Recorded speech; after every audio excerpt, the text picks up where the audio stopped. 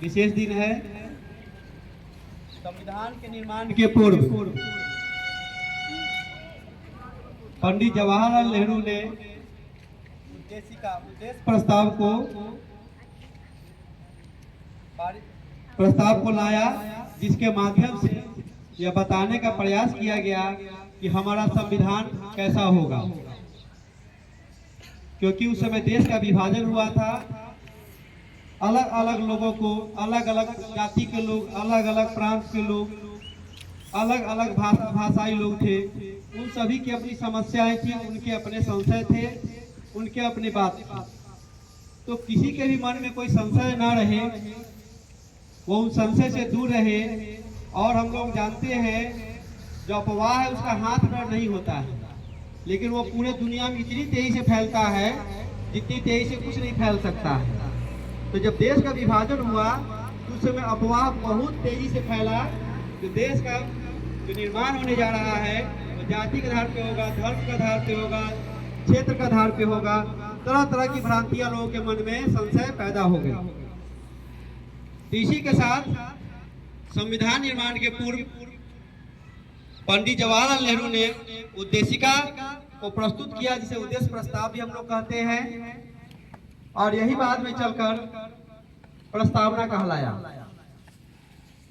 और जब संविधान निर्माण का कार्य पूर्ण हुआ तो आरंभ में इसे संविधान का भाग नहीं माना गया, किंतु अलग अलग वादों के द्वारा जब सर्वोच्च न्यायालय, उच्च न्यायालय में अलग अलग वाद चले, उसके माध्यम से यह बात स्वीकार किया गया कि प्रस्तावना जो है भारतीय संविधान का अभिन्न अंग है।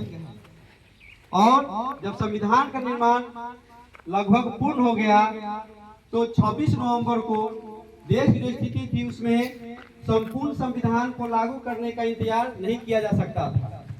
इसलिए 26 नवंबर 1949 ईस्वी को भारतीय संविधान के बहुत सारे भाग को लागू कर दिया गया और संपूर्ण संविधान को 26 जनवरी 1950 ईस्वी को लागू किया गया। और इसीलिए क्योंकि संविधान के बहुत सारे अभिन्न जो अनुच्छेद थे, बहुत ही महत्वपूर्ण अनुच्छेद थे, उनको 26 नवंबर को लागू किया गया। इसीलिए 26 नवंबर को हम सभी ने संविधान दिवस के रूप में मनाना आरंभ किया। और यह हम सभी के समानता, स्वतंत्रता, किसी प्रकार के व्यभिचार, किसी भी प्रकार के भिन्नता को दूर करने, उसके उन्मूलन करने, उसके समाप्त करने का एक आरंभ था। हम एक ऐसे भारत का निर्माण करने जा रहे थे।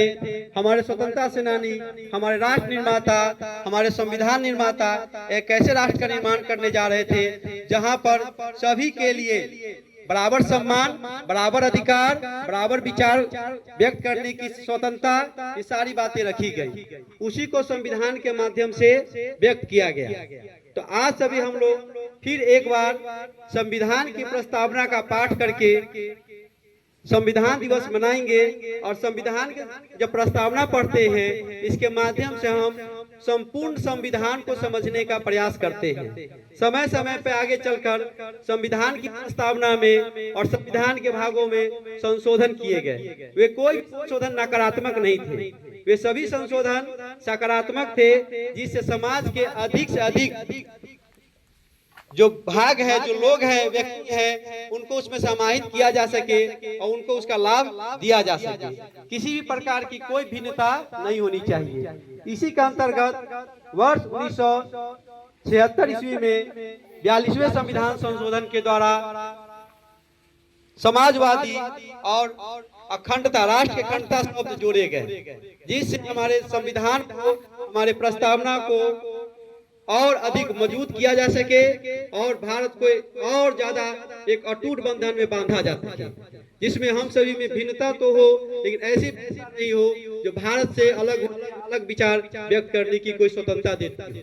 हम विचार व्यक्त करने के लिए स्वतंत्र है कि कोई ऐसा व्यक्त करेंगे जो भारत के विरोध में हो। हम सरकार के विरोध में हो सकते हैं, किसी राजनीतिक पार्टी के विरोध में हो सकते हैं, लेकिन हमारा कोई भी ऐसा नहीं होगा जो इस देश के विरोध में जाएगा।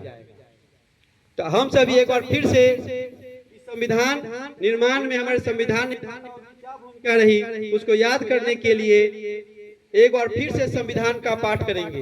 यह पाठ हमारे विद्यालय के छात्र छात्राओं द्वारा सुर में सुर लय में लय मिलाकर और उनके प्रति एक हमारा समर्पण होगा संविधान निर्माताओं के प्रति, जो हम आज भी आपके योगदान को उतनी ही याद रखे हैं और अविस्मरणीय है। हम इसी रास्ते पे आगे चलेंगे। आप सभी का धन्यवाद। और मैं इसी के साथ माइक अपने विद्यालय के छात्र प्रधानमंत्री पत्रिक को देता हूँ।